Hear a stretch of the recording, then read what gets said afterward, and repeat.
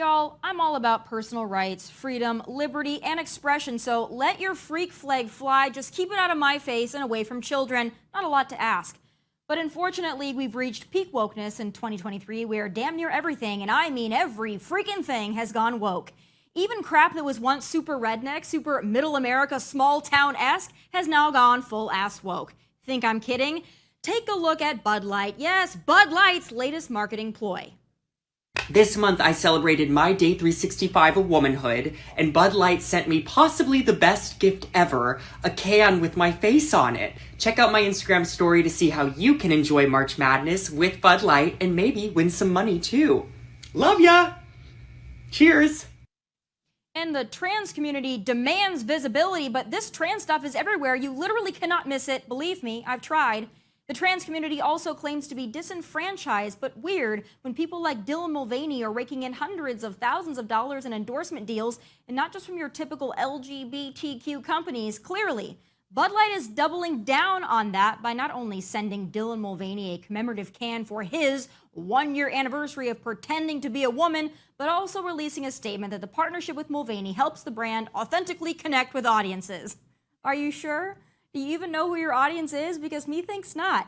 And I bet a lot of the folks in the marketing department probably agree with me, but they wouldn't dare say anything because they know then they'll be labeled a transphobe or some other BS label the leftists have weaponized to keep us reasonable people quiet.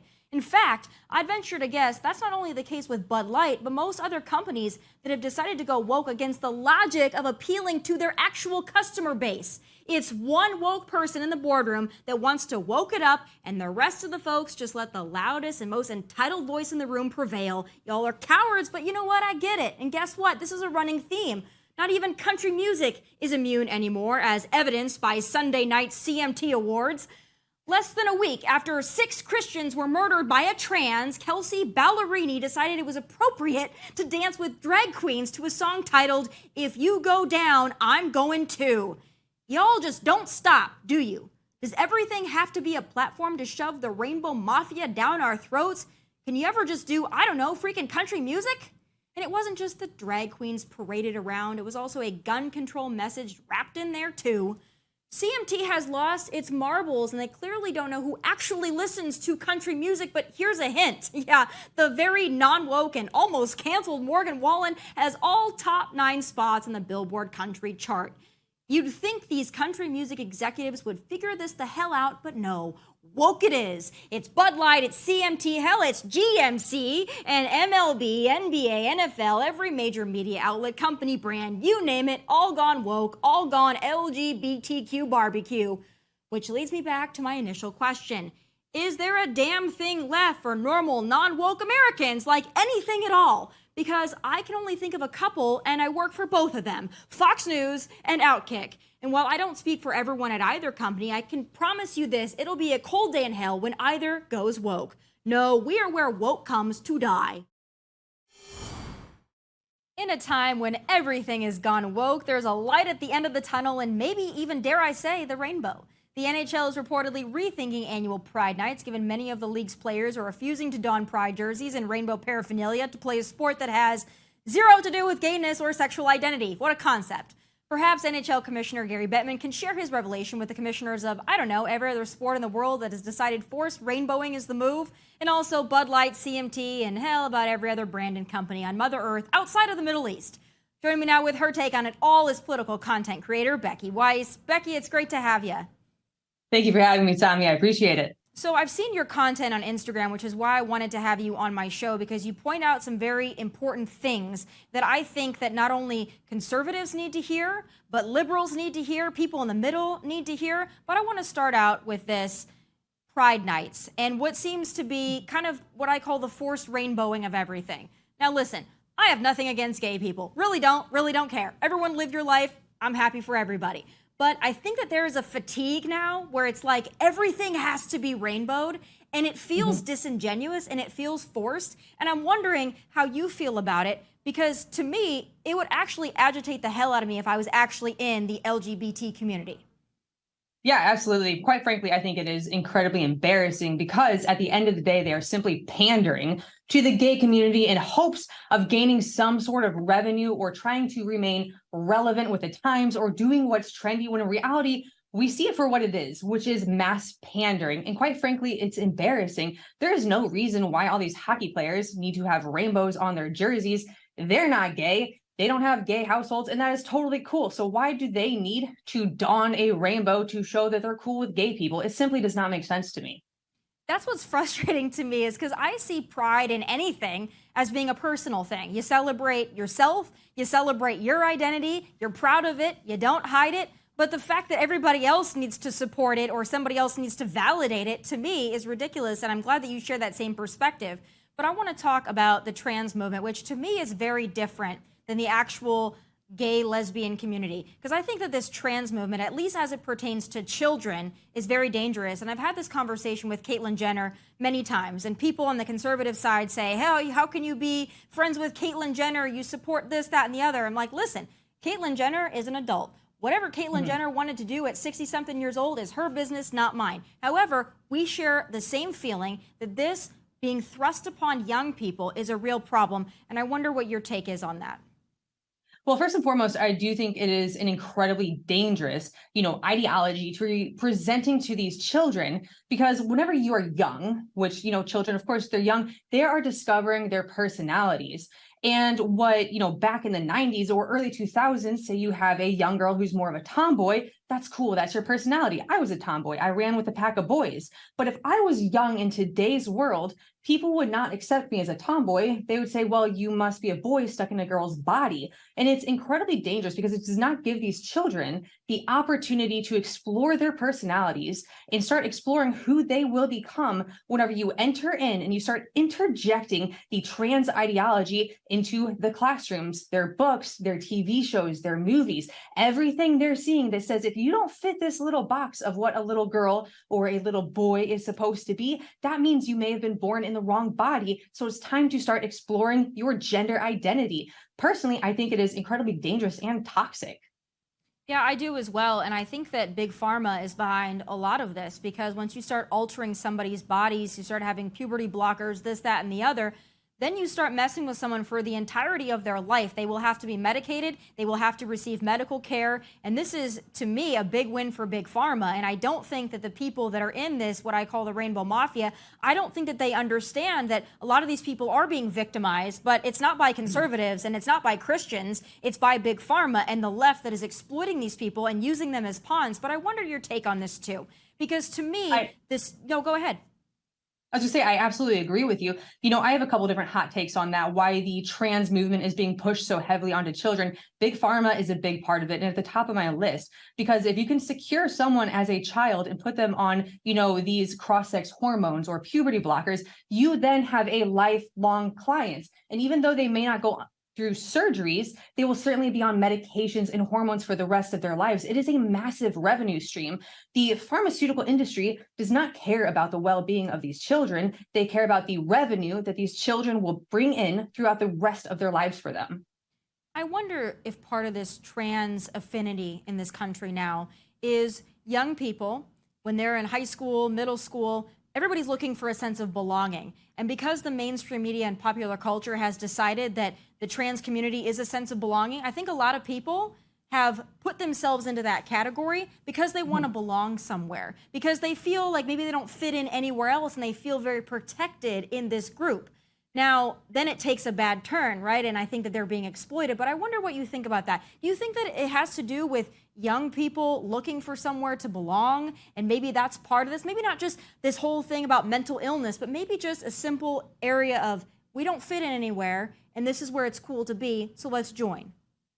Yes, absolutely. I do agree with that because it is trendy. And, if you remember back to whenever you were young in middle school, high school, everyone has an identity that they want to lean on, whether you are an athlete or a cheerleader or a music kid or whatever the case may be. And for kids who might not have a sense of belonging, coming out as trans suddenly makes them very trendy, very popular. People want to ask them questions. People want them to be in their social groups because it is so trendy to be so at this point. So yes, absolutely. I would agree that these children who might not otherwise have a home base are finding a home base in the trans movement.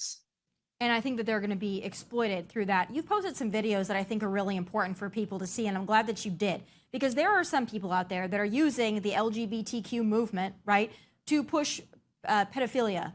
And it really is quite obvious. And you've posted these videos where these very popular TikTok and Instagram personalities are inviting young people to come listen and talk to them, to be their confidant, their mentor.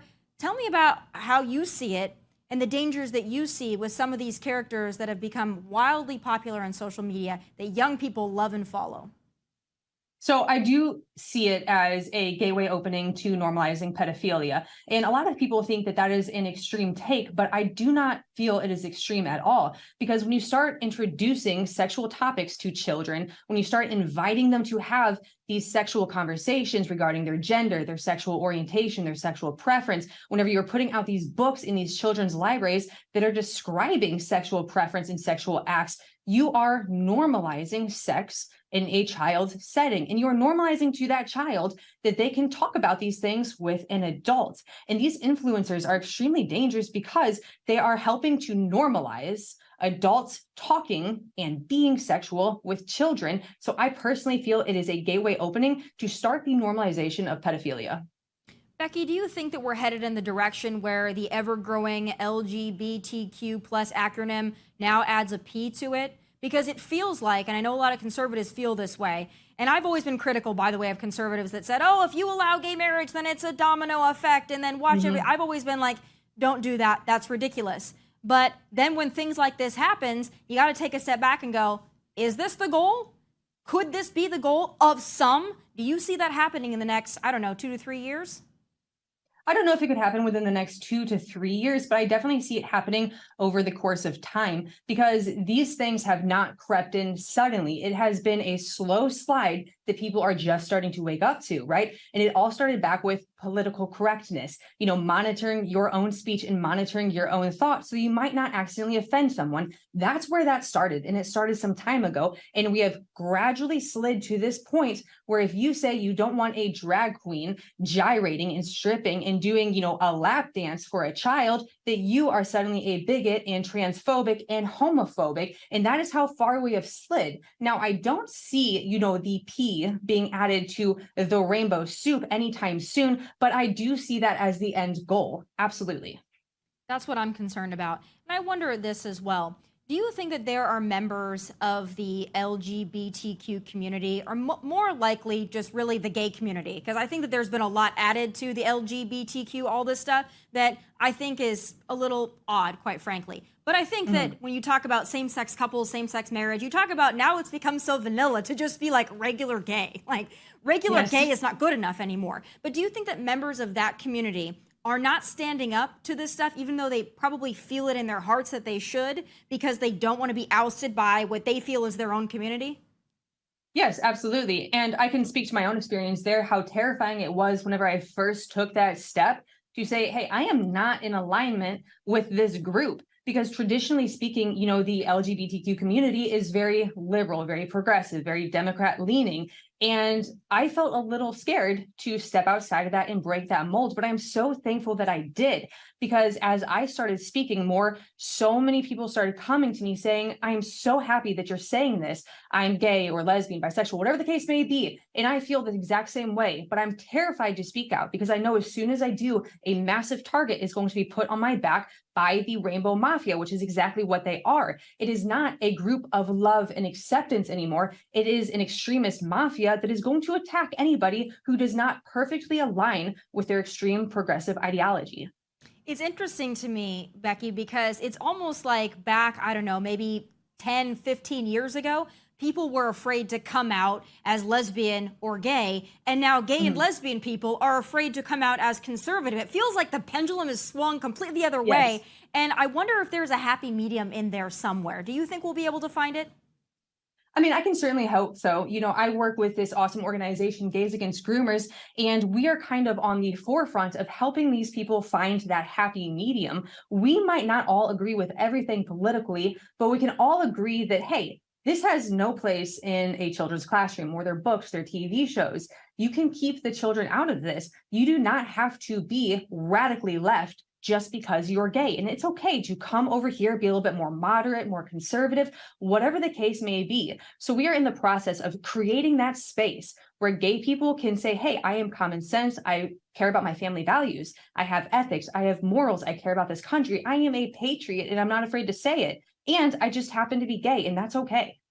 I love that, because your sexuality does not determine your entire identity. I don't wake up every day and say, you know, I am a woman and I am heterosexual today and this is what I'm going to be in the world. I just wake up and I think, what the hell is happening to my country? But I don't automatically put my sexual identity first when I walk through the door. And I wish we could get back to that place where everybody could just be themselves. We could all get along. I know that's wishful thinking, but I appreciate everything that you do. You're such a strong voice on social media, and I will continue to be a loyal follower. Thank you so much for being with me.